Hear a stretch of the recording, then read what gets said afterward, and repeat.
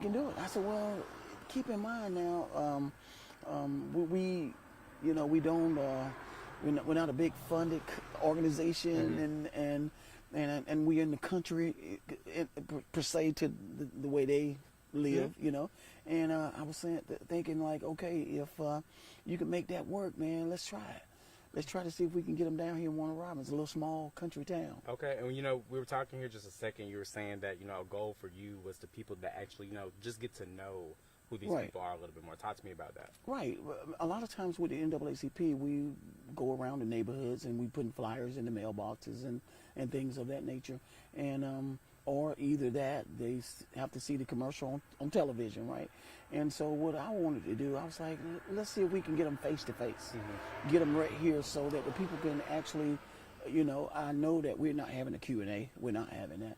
What we're having is for the candidate to get up and speak on what he's running for, what he's planning on doing if he's elected governor, and just share that, and then someone else will get up and speak. Okay. Now after it's over with, you get you a free photo op, or you get you a personal question, but it's not a Q&A type of event. Okay. So people have like a little bit of a one-on-one. Right. So that's where you're going to get your one-on-one, is when the program is over and he steps off that stage. Okay. Yeah. Okay. Moving forward with this, for the NAACP, what is the most important issues, important topics that you all want to discuss with these candidates? Like I was saying earlier, we already have made agreement that, we're not going to ask them no questions, maybe in private, but those questions will be by individual basis. My argument is not the same thing as someone else's argument, and they can be members of the NAACP. You get what I'm saying? Because I speak on behalf of the NAACP when I'm talking, because we're nonpartisan.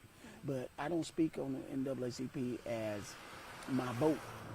My vote is my vote, and so I would rather just keep that to myself and to the candidate. Okay. Sure. Okay.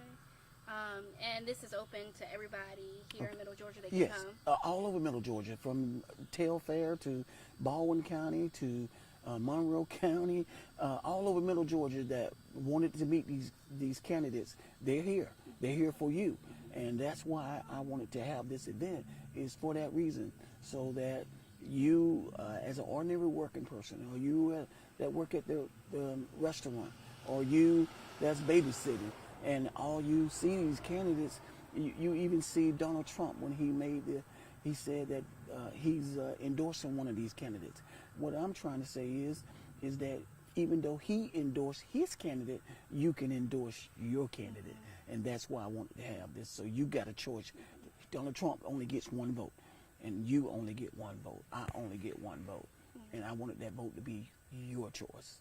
Absolutely. Because you met him face to face, and y'all was able to have a conversation. Absolutely. And can you talk more about why it's so important? Because I don't see a lot of events to where, you get all these governor candidates in one room. Right. So why emphasize to the viewers why it's so important for them to, get out, talk to these candidates, figure out who it is that they are leaning towards? Right. It probably won't be another event like this, because some of them, they're senators. They're out of session right now. They're free. They're fishing. They're doing what they want to do. And so to coincide all those schedules is going to be hard after, right now. It's going to be very hard to put them all together until it's down to the last two. But I think it was so important that everybody get the chance to hear everybody's side, what they want to do, what they want to bring to the state of Georgia, and maybe to ask some questions that they may have right now. Because those guys, like I say, some of them are still senators right now. So they can make an impact right now on a vote that they take.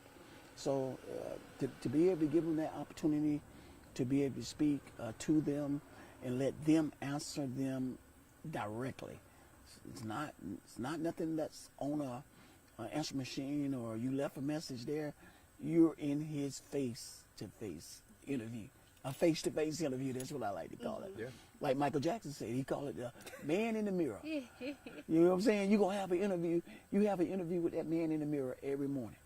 And you got to make sure that man in the mirror when he walks out is what you want him to look like. And so in the same essence as when you meet the governor, the candidates, you're going to have a face-to-face interview. And from that point on, you can gain your perspective on how you feel about him. Do you feel he's sincere? Or do you feel he's just giving you an answer?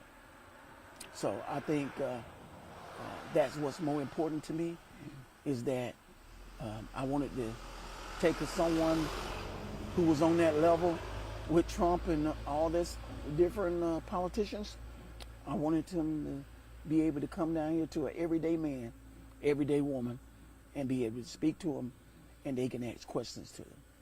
A lot of times you can't even, once everything starts back up, you won't even be invited to these hearings because it's going to be $100 a plate. Okay, who's going to pay $100 a plate to hear somebody that you don't even know of yet?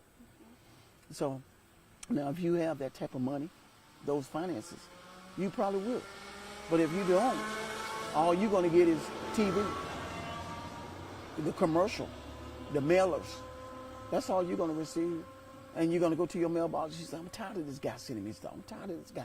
I don't even know him. You throw it in the trash. You use it for a dustpan. You understand what I'm saying? Mm-hmm. You're not using it. But when they leave here, the people in Houston County and the people that come and visit from the surrounding counties, they will know when they see that flyer. I took a picture with him. I got a connection with him. You know, I liked him. He told me he liked my dress. Or he told me he liked my shoes. So that might have got your vote, got his vote. Never know. But if you're able to have that one-on-one conversation, you'll be able to find out. Absolutely. That's it for me. That's all I had. Do me a favor and just spell your first and last name for us. Okay, my name is Jonathan Johnson, Jonathan Johnson.